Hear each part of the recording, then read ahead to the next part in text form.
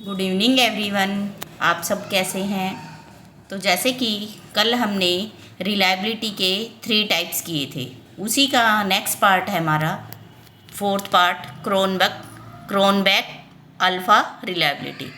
Cronbach alpha reliability क्या होती है? जिसको हम क्या करते हैं, जो भी हमारा टेस्ट होता है उसकी जो भी रिलायबिलिटी रहती है उसके अंदर इंटरनल कंसिस्टेंसी को मापते हैं। इसके अंदर जितने भी आइटम्स होते हैं वो हमारा जो टेस्ट है उससे कितने क्लोजली रिलेटेड रहते हैं। मीन्स क्या है, क्रोनबेक अल्फ़ा रिलायबिलिटी एक इस तरह की रिलायबिलिटी होती है जिसके अंदर जो भी आइटम्स होते हैं वो ये इंडिकेट करते हैं कि एक दूसरे से कैसे वो रिलेट है। जैसे इसमें क्या क्या होता है, n होता है हमारा नंबर ऑफ आइटम्स, वेरिएंस का स्क्वायर क्या होता है हमारा टोटल वेरिएंस, और वेरिएंस i का स्क्वायर क्या होता है सम ऑफ आइटम वेरिएंस। n क्या रहता है, जितने भी नंबर्स होंगे हमारे एक टेस्ट के अंदर उनको डिनोट करेंगे हम n से। वेरिएंस का स्क्वायर क्या रहता है हमारा, यानी कि टोटल वेरिएंस जितने नंबर्स हैं उनका स्क्वायर। नेक्स्ट आता है इसी के अंदर सोर्स ऑफ एरर वेरिएंस, जो भी वेरिएंस निकाला है हमने उसके क्या क्या सोर्स है। तो फर्स्ट सोर्स है इसका हमारा कंटेंट की सैम्पलिंग करना, यानी कि जो भी कंटेंट डाला है हमने, जो भी कंटेंट है हमारा जो हमें टेस्ट करना है उसकी सैम्पलिंग करना। सैम्पलिंग क्या है, एक ऐसी टेक्निक है जिसके अंदर हर इंडिविजुअल का बेस्ट सॉल्यूशन बेस्ट सिलेक्शन रहता है, वो होता है हमारा कंटेंट सैम्पलिंग। नेक्स्ट है हमारा कंटेंट की हेट्रोजिनिटी। हेट्रोजिनिटी क्या होता है, डिफरेंट समूह। मीन्स क्या है, जो भी हमारी क्रोनबेक अल्फ़ा है, क्रोनबेक अल्फ़ा रिलायबिलिटी है उसके अंदर डिफरेंट टाइप्स के कंटेंट को इंक्लूड किया जाता है। नेक्स्ट इसी के अंदर आता है हमारा test retest reliability method. Test retest से नाम से ही पता चल रहा है स्टेबिलिटी, यानी कि हमारा जो भी डाटा है वो क्या रहता है, इसमें स्टेबल रहता है। जैसे सेम ग्रुप लेंगे, कोई भी जो भी हमें टेस्ट करना है उसमें सेम ग्रुप रहेगा, सेम टेस्ट रहेगा, और टाइम क्या रहेगा हमारा डिफरेंट रहेगा। जैसे सेम ग्रुप में क्या होगा, 10 मेंबर का एक ग्रुप ले लिया है, एक सेम टेस्ट ले लिया है, उसी टेस्ट को अगर हम डिफरेंट टाइप्स में कंडक्ट कराते हैं किसके ऊपर, सेम ही ग्रुप के अंदर, तो वो क्या होता है हमारा टेस्ट रीटेस्ट रिलायबिलिटी। अब इसके प्रोसीजर क्या है, कैसे निकालेंगे टेस्ट रीटेस्ट मेथड के थ्रू हम रिलायबिलिटी। इसमें क्या करते हैं, जिस भी टेस्ट की हमें रिलायबिलिटी निकालनी है पहले उस टेस्ट को पूरा प्रिपेयर कर लेते हम। प्रिपेयर किया किसको, फुल टेस्ट को। अब उसी टेस्ट को कंडक्ट करवाएंगे किस पे, स्टूडेंट्स के ऊपर, यानी कि जिन भी बच्चों के ऊपर टेस्ट करना है उनके ऊपर कंडक्ट करवा दिया। सेम टेस्ट ले लिया, सेम ग्रुप ले लिया, सेम स्टूडेंट ले लिए। अब डिफरेंट टाइम में, यानी कि एक टेस्ट है जो कि मैंने ए ग्रुप के ऊपर अप्लाई किया, ठीक है। अब क्या किया है, कुछ टाइम पीरियड के बाद, यानी कि सेम टेस्ट है सेम ही ग्रुप है लेकिन टाइम क्या है हमारा 14 डेज आफ्टर। मीन्स क्या है, वो ही टेस्ट मैंने रिकंडक्ट करा दिया किसके ऊपर, उन्हीं सेम ग्रुप पे और सेम टेस्ट। तो क्या रहेगा हमारा, जो भी टेस्ट का जो रिजल्ट रहेगा वो क्या रहेगा, स्टेबल रहेगा। उसके बाद हम क्या करेंगे, कैलकुलेट कर लेंगे किसको, कोफिशिएंट ऑफ कोरिलेशन को। कोफिशिएंट ऑफ कोरिलेशन को हम डिनोट करते हैं, यानी कि प्रदर्शित करते हैं किससे, आर से। तो जितनी भी हमारी वैल्यू आर की रहेगी वो क्या रहेगा हमारा रिलायबिलिटी का कोफिशिएंट।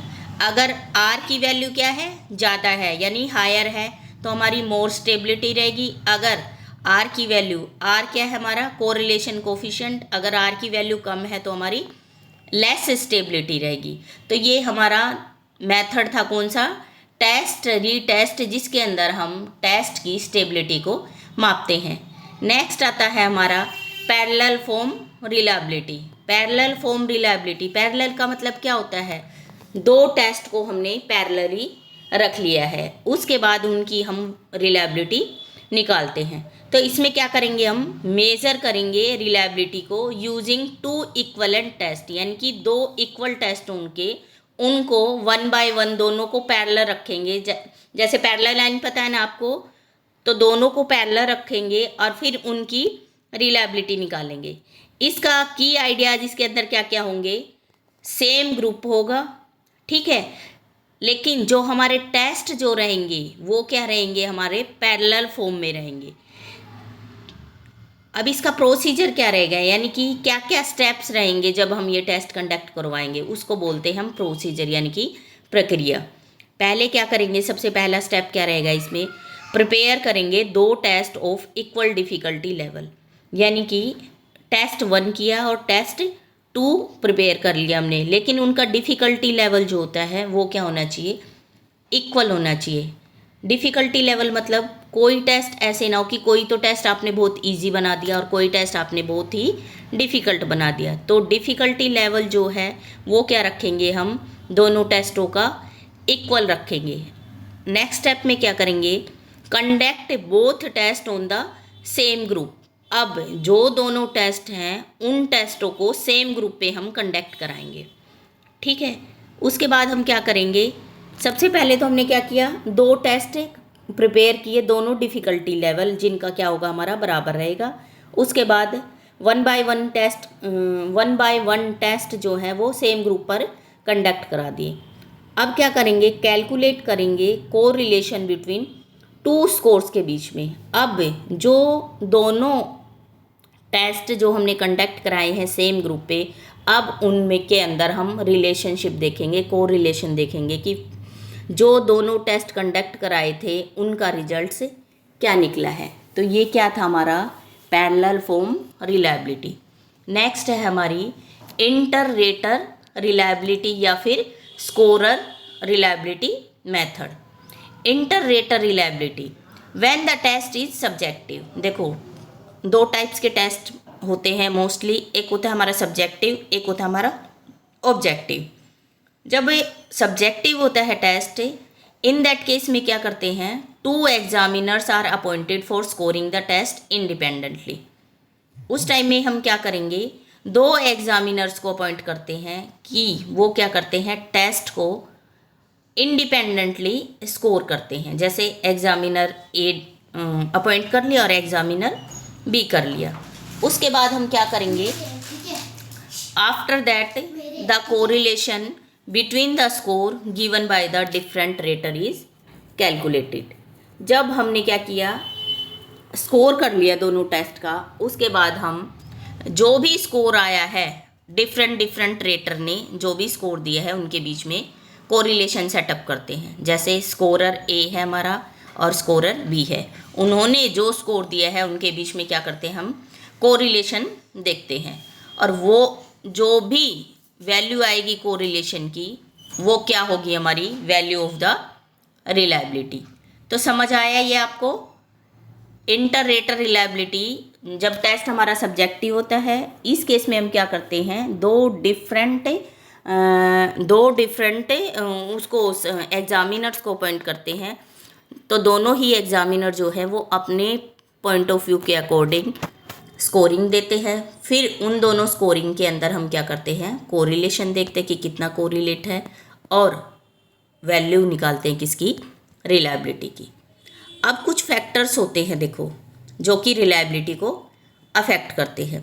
पहला होता है हमारा एक्सट्रिंसिक फैक्टर। एक्सट्रिंसिक का मतलब क्या होता है, एक्सटर्नल फैक्टर जो कि हमारे टेस्ट को अफेक्ट करेंगे। जैसे एनवायरनमेंट, जब हम रिलायबिलिटी को चेक करते हैं, रिलायबिलिटी फाइंड आउट करते हैं, तो एनवायरनमेंट भी हमारा अफेक्ट करता है हमारी रिलायबिलिटी को।